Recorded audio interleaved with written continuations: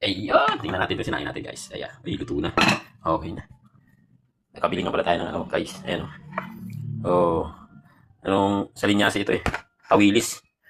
Tawilis ito mga guys. Ewan ko kung tama ang tawag ko dito basta tawilis o sa linyasi. Yan. Sa probinsya guys, sa Rojas, ito yung murang isda din sa amin kasama ng ano, yung kinikilaw na isda. Maliliit. Tabo-tabo lang to guys. Mura lang. Maliit pa ako, mga 20 pesos. Isang tabo na. Yung kulay puti na tabo. Dito, ito 100 pesos na ito. Kunti oh.